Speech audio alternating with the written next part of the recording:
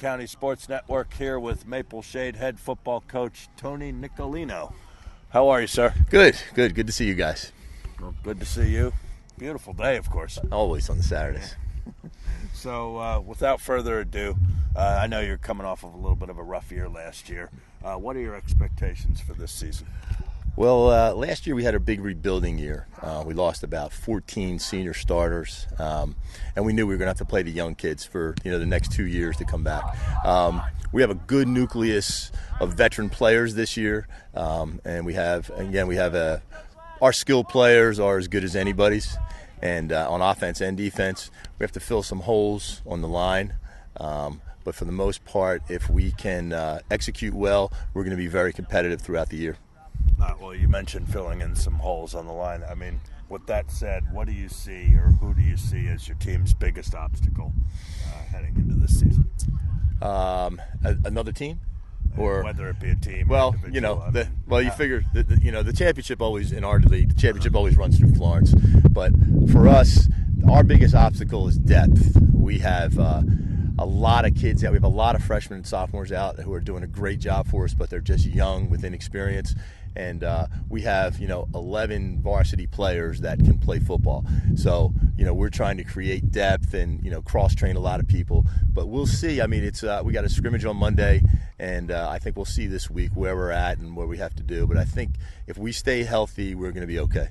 So with that said, I mean, for your scrimmage Monday, what are you looking for? Execution, just doing all the fundamentals right. It's a cliche like you always say, but right. If we can block and tackle, we align and know our assignments and do that on the first scrimmage, we'll take a step in the right direction. Well, all right. Well, a step in the right direction is always good. And what would you classify as a successful season for this team?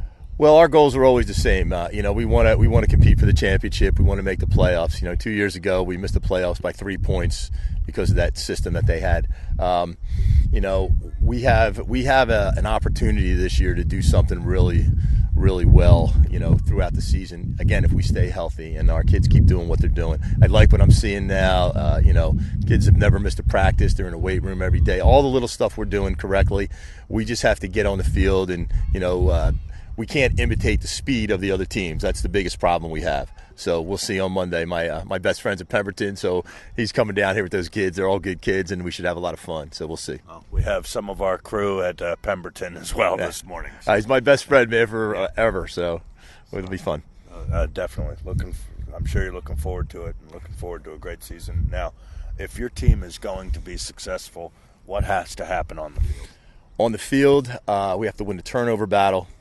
And defensively, we have to swarm to the football and make tackles. Last year, with the inexperience, we got to the ball. We missed some tackles, and offensively, in the beginning of the year, because of our youth, we just turned the ball over in situations in the fourth quarter. We would be winning or in the game close into the end of the third quarter. In the fourth quarter, they just didn't know how to win. And at the end of the year, we put together a little streak there, and we did really well, and they learned. So hopefully that carries over. Yeah, I mean, I did notice you were able to win your last 2 games on the season. Yeah. Now, granted, they say, this is a whole new year and whatnot, but can you take the positives of the end of the season and help translate it into success this year? Sure. Well, all our skill guys are back from last year. So they know now what they can do and what they can't do and how to, read coverages better and things like that. And our secondary is probably our strongest point.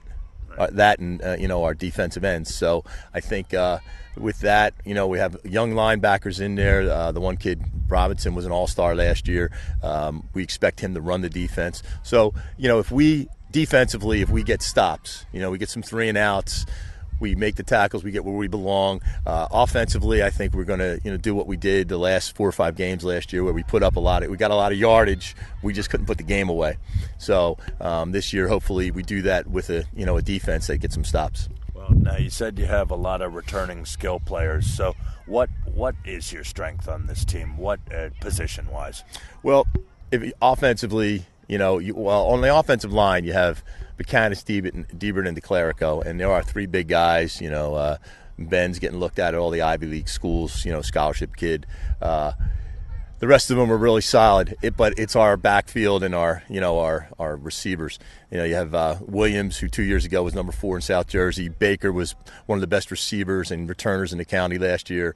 You got Verdon at tailback, who's fantastic, and our quarterback is as good as anybody. He ran for 600 or 700 and threw for 11 or 1200 last year. So, that's where our strength is on offense. So we should be able to move the ball. We just got to make sure we stop people. And defensively, those guys play the same thing. The skill positions on defense. So, you rattled off a lot of players who could have a huge impact on this team. Which individual player do you see as being an X factor? An X factor, or the potential to have the biggest impact?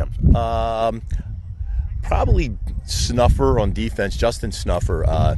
He's playing the weak defensive end. We're a 3-4 defense, so he's off the ball a lot. And he's one of those kids, he has an incredible vertical.